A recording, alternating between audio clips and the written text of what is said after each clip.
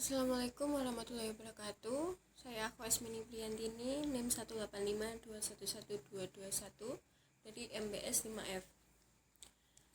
Di sini saya akan menjawab pertanyaan UAS mata kuliah manajemen syariah, yaitu yang pertama, apakah organisasi memerlukan manajemen? Menurut saya, suatu organisasi sangat memerlukan manajemen karena semua bentuk organisasi di mana orang bekerja sama mencapai tujuan yang telah ditetapkan dalam suatu organisasi sangat membutuhkan suatu manajemen.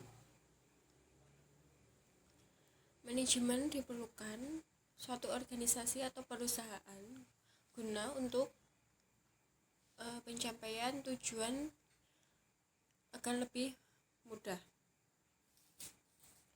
Secara spesifik, terdapat 3 alasan utama dibutuhkannya manajemen dalam organisasi, yaitu yang pertama, untuk mencapai tujuan. Manajemen mempermudah pencapaian tujuan suatu organisasi dan pribadi. Yang kedua, menjaga keseimbangan di antara tujuan-tujuan yang saling bertentangan.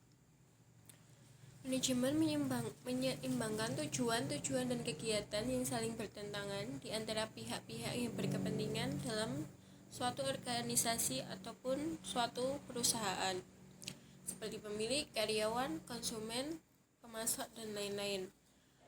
Yang ketiga yaitu mencapai efisiensi dan efektivitas suatu organisasi atau perusahaan.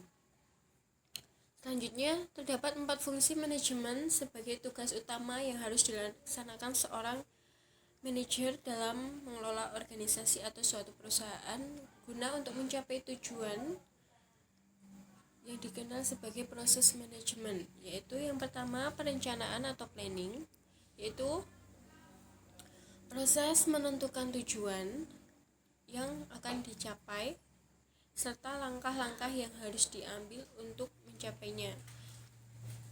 Jadi merencanakan langkah-langkah apa yang harus diambil guna untuk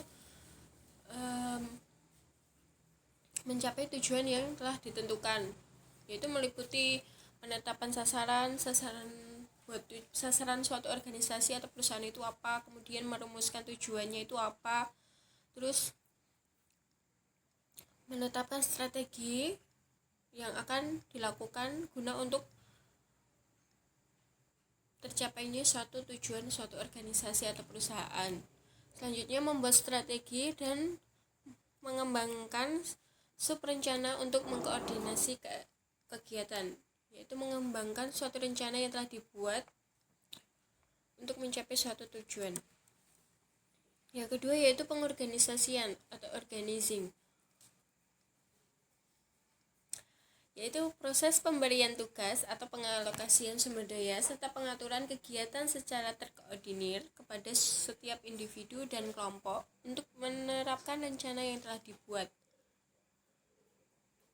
Jadi di sini tugas manajer perusahaan untuk memberi tugas dan pengalokasian sumber daya dan mengkoordinasikan karyawan atau anggota-anggota organisasi kepada setiap individu maupun kelompok untuk menerapkan rencana yang telah kita rencanakan sebelumnya, yaitu meliputi penetapan di mana keputusan akan dibuat,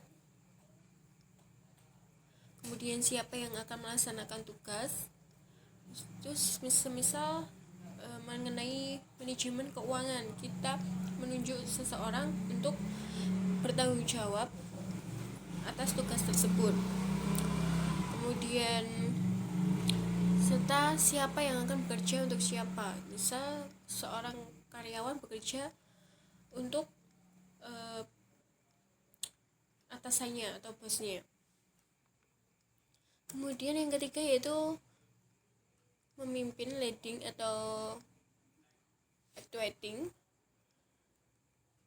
yaitu proses menumbuhkan semangat pada karyawan agar bekerja dengan baik dan membimbing mereka untuk melaksanakan kegiatan yang sesuai rencana dalam rangka mencapai tujuan. Jadi artinya di sini yaitu tugas seorang manajer perusahaan untuk menumbuhkan semangat para karyawan atau para anggota organisasi untuk bekerja dengan baik dan membimbing mereka untuk melaksanakan kegiatan yang sesuai dengan rencana dalam rangka untuk mencapai suatu tujuan organisasi atau perusahaan. Itu dengan cara memberi inspirasi dan motivasi kepada karyawan atau anggota organisasi untuk berusaha keras mencapai sasaran organisasi atau tujuan suatu organisasi. Kemudian fungsi yang keempat yaitu pengendalian atau controlling, yaitu proses pengukuran kinerja karyawan atau anggota organisasi dengan membandingkan antara hasil sesungguhnya dengan rencana yang telah dibuat serta mengambil tindakan koreksi yang diperlukan. Jadi artinya itu kita mengukur kinerja karyawan kita, kemudian membandingkan antara hasil sesungguhnya setelah dilakukan perencanaan tersebut dengan rencana yang telah dibuat sebelumnya. Apakah ada kekurangan atau ada tidak? Jika terjadi kekurangan atau ketidakseimbangan, maka bisa diambil tindakan perbaikan untuk langkah selanjutnya. Sekian penjelasan dari saya mengenai soal nomor 1. Terima kasih. Wassalamualaikum.